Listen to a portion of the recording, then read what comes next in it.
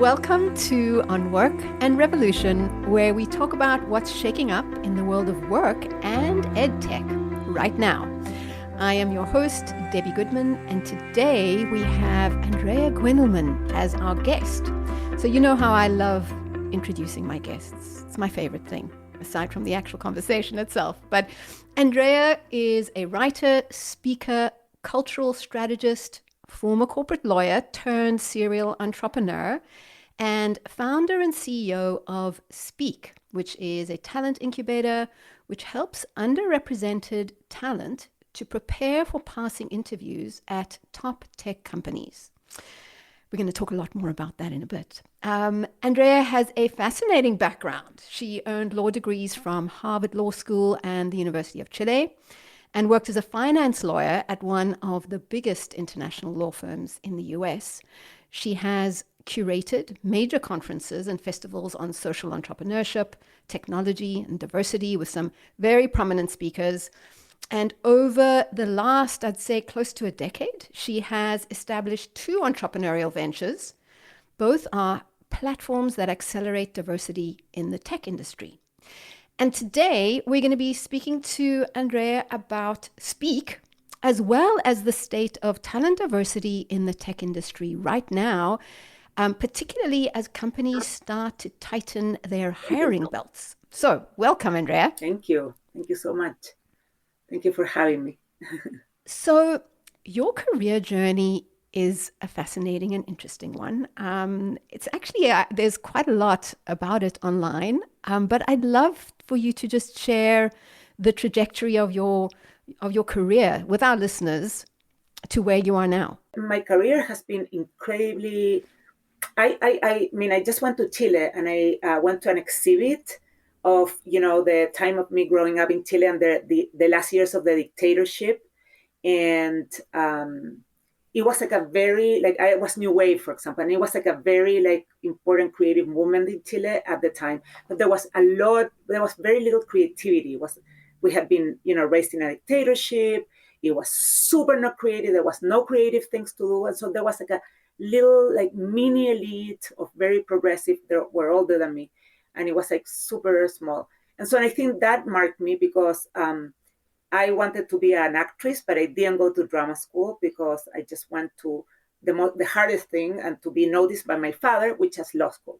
So I went to law school, and that kind of formed my career. I hated law school, but I got very good grades. I hated being a lawyer, practice. I hated it, but then I wanted to leave Chile. So I got into Harvard Law. So I'm okay, that's the easiest. Let me go there. When I wanted to go to education school, I wanted to maybe get an MBA, but I was that's too much. I have to take all these tests. No, easiest, I want to leave. And so I think all those things, I was a lawyer, but more because of convenience. I wanted to be seen by my father first. Then I wanted to practice in the US because I wanted to stay, and then I took the bar and I stayed. But it wasn't a passion. And so then looking for my passion, when I got to New Mexico, I was embedded in the Latino community, which really affected me because I felt like an identity in the US as a Latina, whereas before I felt like an international something. And then when I moved to Boulder, this whole entrepreneurial scene affected me in the innovation and tech innovation. And when I put Boulder, which was all tech innovation and events on innovation, and New Mexico was all Latinos, and I didn't see that they were together, that kind of affected me. And that was a problem I wanted to solve. Why these two worlds were not together, The same thing as in Chile.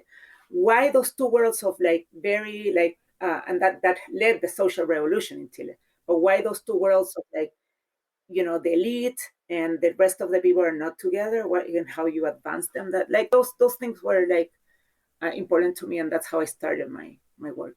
As you've been talking, I realized how many similarities with our two trajectories. I grew up in apartheid South Africa.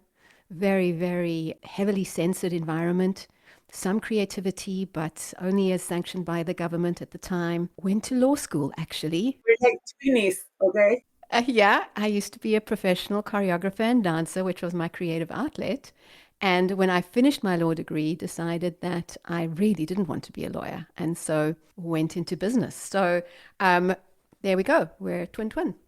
Before we talk about business, you mentioned something that I thought was like really stand out and interesting. Like you said, when you reached New Mexico, you found yourself identifying as a Latina, whereas previously you just thought of yourself as a global executive. Tell me more about that.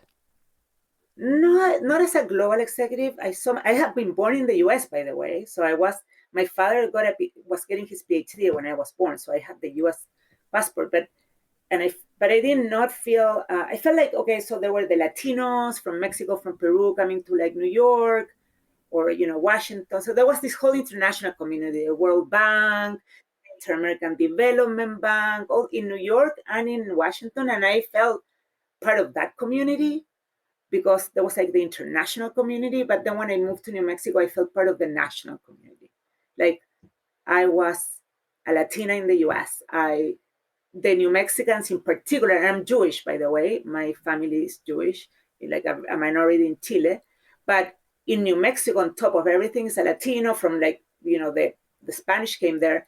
But then the New Mexicans all think that they're crypto Jews. They really think, and no, and I think it's pretty much probably true. So they consider themselves Jews, although they're very Catholic. But they're like original New Mexicans, they identify themselves as crypto Jews. So like being Jewish is also even related to that culture. So in New Mexico, I felt like I belonged 100%. Okay, so it was a sense of real belonging as opposed to anything else, which is so interesting. Okay, and so then the trajectory from all the things that you've done prior into startup world, into entrepreneurial world. I know that you had a venture prior to Speak, but similar. What's been the common problem that you identified that you've been trying to solve for the last many years? Well, I think I said it a little bit before in the sense that like marrying worlds, and the ones that have information, the ones that don't have information. That, for example, in New Mexico, I realized that Latinos in the US, and in particular, like, they were getting super educated. The University of New Mexico is great. Many going to college, like, and it was obvious, but that they were not ever gonna go to like the Stanfords, the Ivy Leagues, because the families don't know about it. They want to stay in local. And if you think about the cost, the University of New Mexico, for example, is free, and all these things are free. So it's a cost, it's like a knowledge of information, whatever. So then how do you create, so then how you connect this talent to this, technology companies? And I think that was a question that a lot of technology companies asked themselves, and they became really good at it in the sense that they started recruiting nationally. And I think COVID helped a lot to like really democratize the access to the candidates instead of just focusing on one university. Mm-hmm. Companies were going to everywhere, and so like local, non-local, and became very open-minded about it. And see, I think that was one of the things that that was part of my first network called Be Visible.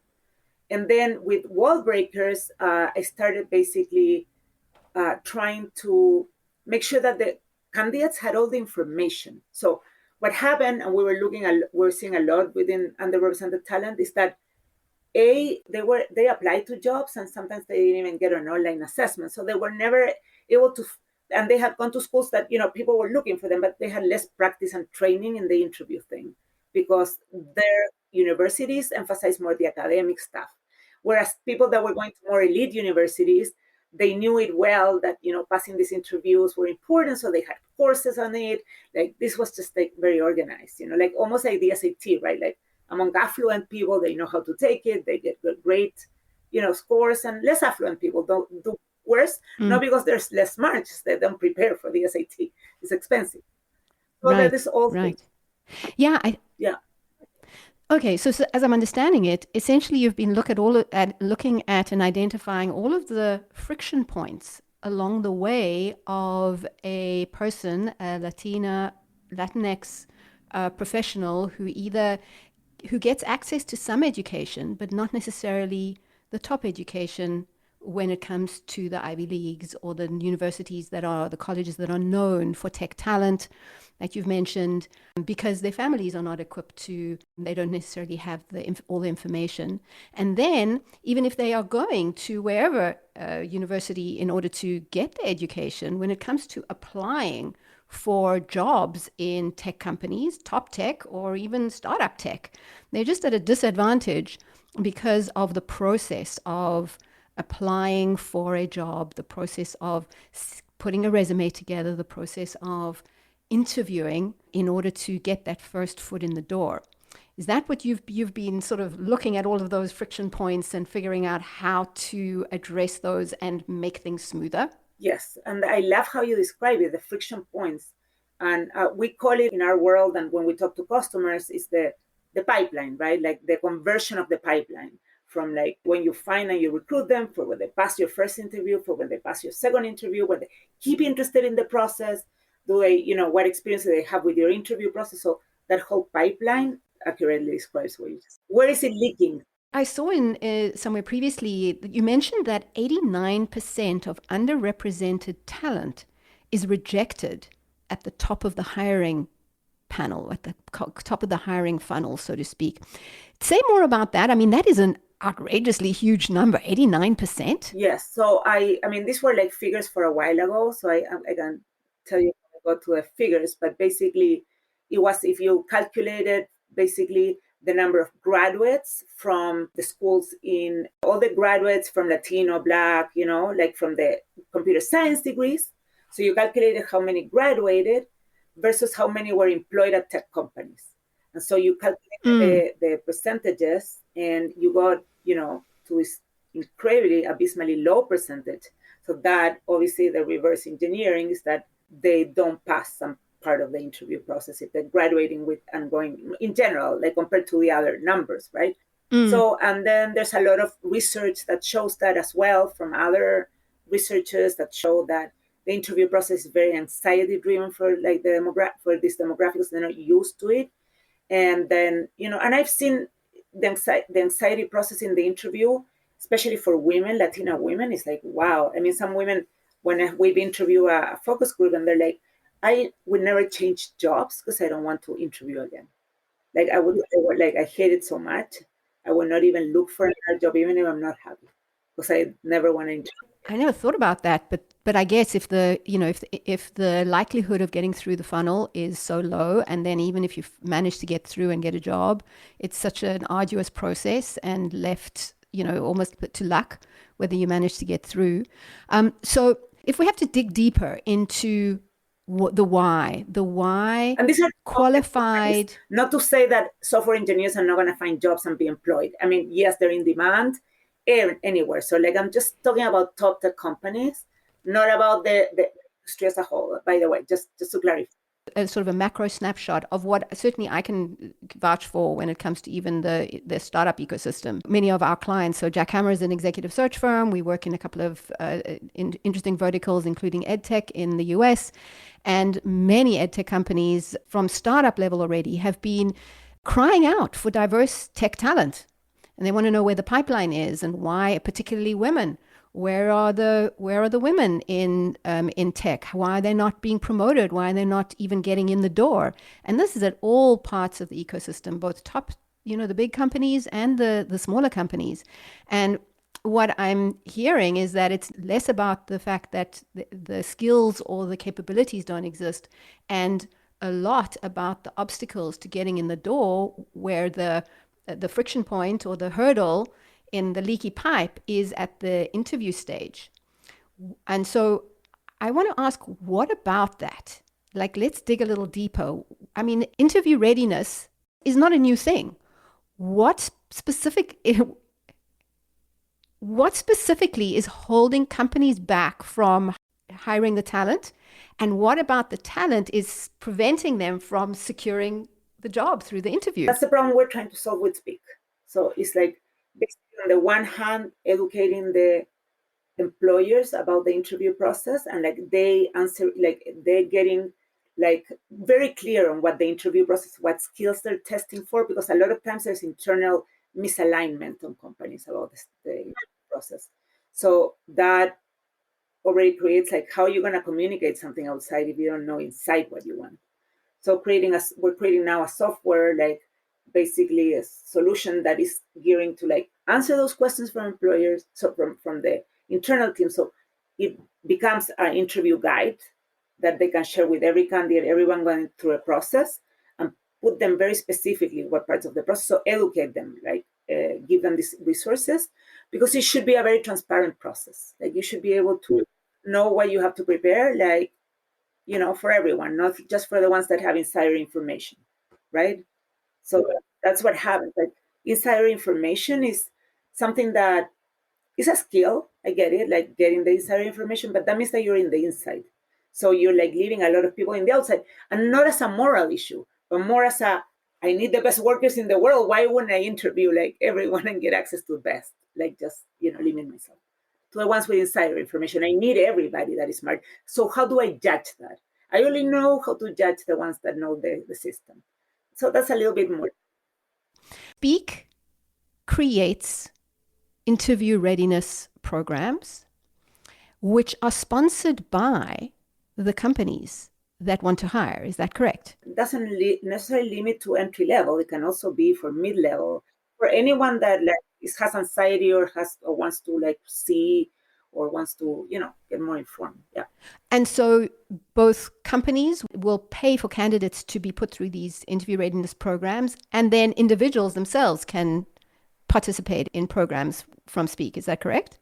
Yeah, I mean, yes, we are more now gearing towards these company interview programs, like company sponsored programs. All of them will be company sponsored. And the idea is that everybody can go through different company sponsored programs if they want to. There will be one path for people that are like invited by the companies, but everyone else can, I guess, apply to a company and get like channeled. Anyone that applies to a company get access to this, basically. So that begs my next question. Company sponsored. We know that budgets are being slashed all over the show with hiring. Everybody's tightening their belts, in particular big tech. I was just reading today that Amazon have decided to reduce or completely suspend their charitable donations. So where does DEI spend come into play right now? Have you started to notice any changes with regard to the DEI agenda when it comes to hiring and budgets for hiring? Not yet, and I think we will not see that. I don't think that we're going to see changes. I think that what you have seen is like everybody like calming down from hiring. I don't think that diversity and inclusion is going away anytime soon. I think, in fact, it's going to just become much more important. As we see companies, investors getting really picky about investments and having more regulation around environmental things, diversity, you name it, right? You will see the need to apply with those regulations, and companies will have to disclose everything about, their diversity numbers, and it's going to become much more important because it's going to be tied to money. Well, that's very good news, and an interesting segue into the capital raising process for Speak. Because, I mean, I read the numbers every year on the amount of funding from a capital raising point of view that women are able to generate versus their male counterparts. And it's minute. I think it was under 3% of all startup funding went to women in 2021 to 22. What was the capital raising process like for you? I've been capital raising for a long time, since my first event, like my first event in Chile, my first anything. Like I raised $1 million for that, but that was an event. But that was different. And then raising VC money was super difficult the first time. In fact, I only got my first company, I only got angel money. I never got to VC money. I just got to angel. And I got a lot of angel investment and big ones, but always angel.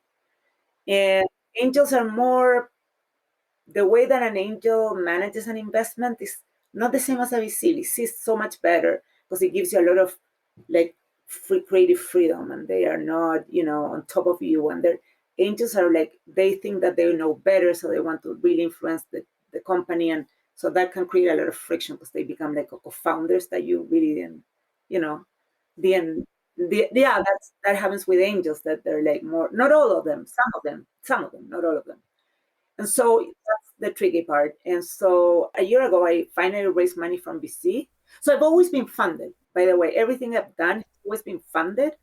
But only this last year for Speak, in my pre-seed round, I got actual VC funding, from two VCs that were amazing. And so that was like a breakthrough for me. And it was important. Did you need to go through that first phase of just even getting the angel funding in order to get to the level of confidence or knowing how to go about the VC round? Or what do you know now that you wish you'd known at the very beginning around capital raising? That investors are very, very focused on the bottom line. That if they don't know you, they need to see a bottom line, and that's going to be a good business. I think the reason I raised money for my first startup, I lost a lot of angel money, but then it was like sort of that business model. At the beginning, like it was an advertising business model, but then you realize that business model is so difficult. Like then you get realistic about your business models. In other words, you become a better business person. For me, like, okay, really, that could be a great business model, but like the assumptions that you need to make to get there, like they're not proven in anything. So the more, the assumptions are proven with revenue and with selling. And I was never trying to sell. I was trying to create a big audience. So it's a very different thing, to trying to sell. Because you're trying to sell is just trying to see what the market wants. Right. Your customers. Well, I think the fact that you've been funded from the beginning and have managed to keep escalating or accelerating that is actually extraordinary. I mean, I only know bootstrapping and self-funding, and the thought of having to go to market to raise capital is, as long as I've been in business, that's something that's completely new. It would be completely new for me. So it's a different skill.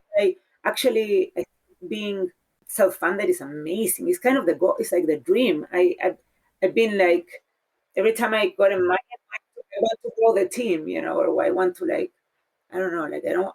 We can have a side conversation on self-funded versus VC funded. It has definitely got its pros, but oh my goodness, when it comes to cash flow, definitely wish to have some kind of additional funnel. I've got one last question.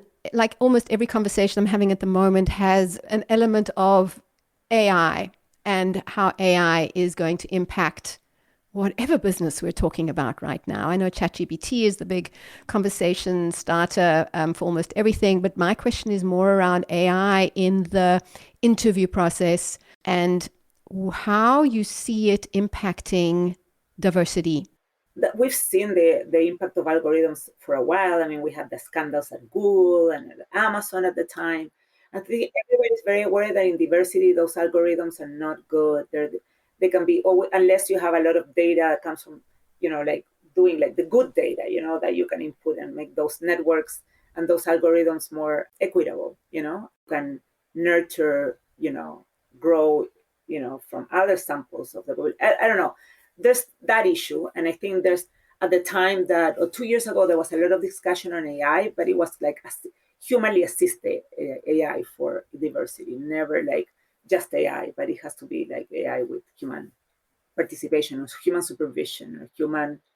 And if the human supervision or oversight or discretion is not equally well trained on diversity, it's like 2 strikes and you're out. The automated AI technology that's screening on resumes and keywords and all of the rest is the one screening out tool, and then humans who are not exposed and trained on interviewing appropriately are also going to be screening people out at the other end of the funnel. That's a concern. Yeah. And so that's why I think the data that you input in the system is so important, where it's coming from. Like, because when you're comparing, the top, candidate in your, and that's kind of like what you're going for.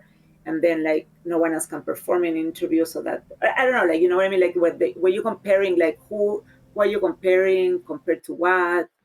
Like what is the curve basically, Look, I think that on the one hand, technology, automation, AI, machine learning has simplified things, has helped things to scale. On the other, I think it's just made the complex process of hiring diverse talent. There's ongoing complexity to this. And I really hope that Speak continues to amplify and grow beyond just top tech to all verticals and all ecosystems, because we really are needing to ensure that the funnel at both ends, no leaks. I love that analogy. Andrea, what do you see for 2023? How are things shaking up? I think it's going to be a great year. We're going to see reabsorption of the talent really fast. These numbers that we see sound shocking, but in the greater scheme of things are nothing, especially for software engineers being like, they're going to be reabsorbed very, very fast. So I have no concerns about that. They look shocking, but it was just like gluttony of the system, gluttony, and it has to be reassigned, realigned. They were paying insane amounts of money. Of course, those things are not sustainable, And so, yeah, let's like more, but there's going to be plenty of jobs and plenty of opportunities. Well, I love that. I love hearing that. It's something that I agree with 100%, that it's a matter of redeployment, and these kinds of skills are in huge demand. Up until recently, there was like 2 or 3 jobs for every single software engineer. So definitely not seeing an overly saturated market by anywhere close. And let's just hope that the future continues to be even more diverse and equitable in all aspects of hiring. So thank you. I love the work that you do, and I hope you have an amazing 2023 with Speak and all of your other ventures. Thank you. Thank you so much. We'll talk soon. Thanks for hanging around all the way to the end. It would mean the world if you would rate and review on Work and Revolution on your favorite listening app. It helps people know that the show is worth listening to, and so I'll really appreciate that. Thank you so much.